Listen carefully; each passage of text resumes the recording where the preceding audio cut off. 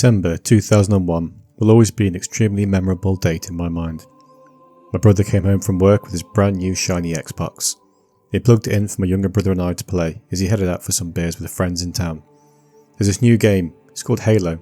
I think you'll really love it, he told us. And love it, we certainly did. We played a lot of games before that in the PlayStation 1 era. The likes of Crash Team Racing, GTA and Tomb Raider were some of our favourites, but Halo was something different. It captivated us in a way that no other shooter had done previously. The intro cinematic, the music, the graphics were incredible, and the game had us hooked instantly. Being a co-op shooter, my younger sibling and I played it all weekend, only stopping to eat, use the toilet and get as little sleep as needed to function. When Sunday came around and he took his console home, we were devastated. Around that time, I was heavily into Warhammer 40k. After a few months of playing Halo, when we finally got our own Xbox and copy of the game for Christmas, thanks Mum and Dad, I wondered if it would be possible to blend these two worlds together. Just imagine pushing around the Master Chief, Marines and Warthogs across terrain boards versus the might of the Alien Covenant. Being the naive 10, 11-year-old child that I was, I wrote to Games Workshop asking if they could make my dream a reality. I waited and waited and waited, around 3 to 4 weeks. During that time, I checked the local Games Workshop store every time I walked past just to check if they had any Halo boxes in stock. Then, they reply. Dear simple-minded child, don't be stupid.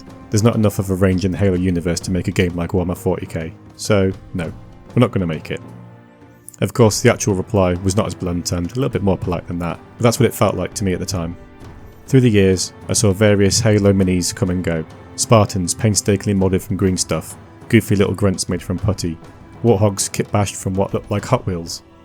It was great to see the efforts, but nothing quite lived up to par of what I envisioned that day as a child. Well, that time seems to have changed. Here we have the tabletop skirmish game, Spartan v Spartan Combat, with some elites too, to emulate the good old days of pizza, energy drinks, Halo 2 lobbies, and jokes about shagging your mum. Halo Flashpoint is finally here, and we're going to do a quick unbox video to have a look what's inside.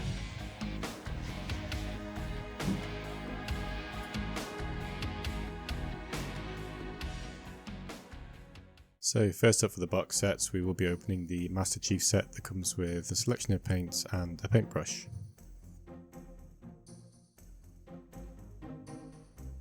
Upon opening, you can see everything is kind of haphazardly kept inside a plastic tray and comes with a handy painting guide on behalf of Army Painter. Just having a quick flick through it, it's not really Halo specific, it just has a lot of various painting techniques and that you can use, as well as a range of different products that they offer to improve your modelling. Then opening up, we have a selection of paints, the Master Chief in a bag, and a paintbrush.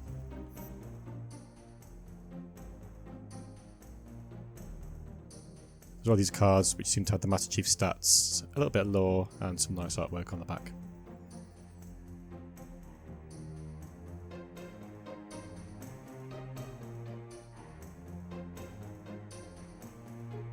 The paintbrush itself doesn't feel too bad. The nib feels a little bit waxy and a little bit tough, but I think with some water, a little bit of a clean, it wouldn't be too bad a brush. I wouldn't use it for any fine detailing, mainly for applying a base coat for, because I believe it is actually a base coat brush. Next up, we have the man himself, Spartan 117, armed with a plasma sword.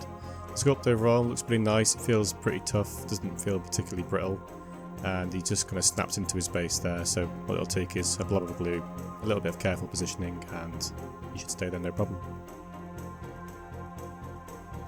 Next up we have the paints, UNSC Visor Gold, UNSC Tech Suit Grey, Red Team Red, Flood, which I believe is a wash, Banished Black, UNSC Armour Green, Forerunner White, and finally Blue Team Blue. And here you have the full contents of the box. And there they go. Next up we'll be opening the main box itself. As you can see, it has some really nice artwork. It's in a very sturdy case, everything feels quite well protected. The box, as far as designs go, is really, really nice. Has a range of ways you can paint your miniatures, and yeah, it looks great overall.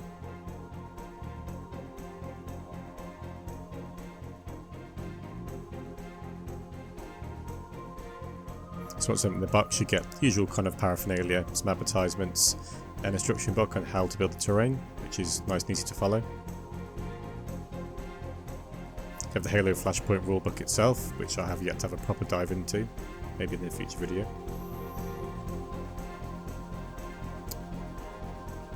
You have what I think is a flimsier battle map with a lot of kind of cheats and pointers and that kind of thing, which also doubles as a separate map. Then you have the main cardboard map itself, which does actually feel really sturdy, doesn't feel too flimsy, and has a nice double-sided design. Then you have the terrain itself, which is kind of pop-out cardboard terrain. And then we get on to the first of the miniatures. Those of you that have played Halo know that Capture the Flag is a very popular game mode, and here you have the flags, one for each team. Then you have these tokens, not quite sure what these do yet, but I'm sure they're important to the game somehow, and the oddball.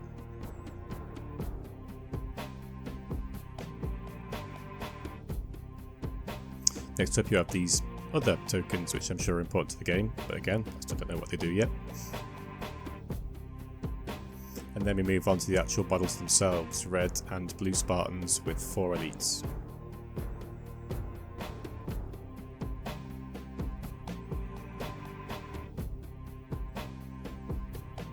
These sculpts feel very nice and very tough. I wouldn't say the detail's absolutely immaculate, but provided you're not too heavy-handed with your paint, I think they will apply quite nicely. Doesn't seem to be too many crooked barrels, nothing seems to have snapped, all seems pretty secure. I think you could probably drop these down a flight of stairs and they would survive no problem. And then you have the elites. These are really nice sculpts, however, just having them being a little bit larger gives them a little bit more detail. And then you have the dice.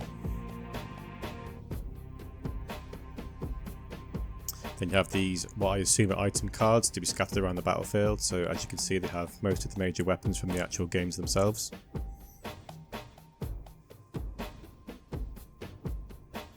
And then the Spartan cards themselves with all the different stats and all that kind of thing that you will need to play the game fully. On the back they have some nice artwork as well as little bits of lore and information about what each class does. And then they'll start hacking into the terrain. Very easy, very kind of pop out terrain, doesn't take much force, takes about 2 seconds to build each piece. Some of them were a little bit finicky. One of the boxes I built, the design did begin to lift off the cardboard itself, making it a little bit difficult to press in, but provided you're patient with it, the terrain's extremely easy to put together. It's well printed, fairly robust, but I'm really not a fan of this kind of terrain myself, so I'll probably end up 3D printing or making something from scratch in the near future, but the whole idea of this box is to get the terrain out the board, lay it down, construct it, and you're ready for a game. A lot of companies don't tend to do this nowadays, so it is quite a welcome thing to have. So I do rate it. It'll get me through the first couple of games, learn how the game flows, and then I can fully invest on making some better terrain further down the line.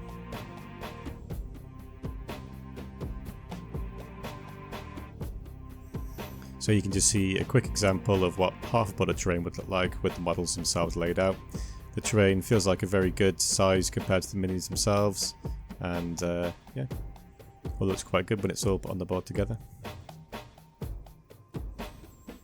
And this is literally sped up by about ×7, but it takes minutes to put it all back in the box again, and it'll hold plenty of room and goes away nice and snug. And there we have it, all packed up. I think this game does have a lot of potential. I've yet to play it, but a lot of reviews I've seen, it seems like a very well balanced game, easy to pick up for new players, and veterans of tabletop games themselves will also enjoy it. It just makes me wonder how they can expand on this game in the future.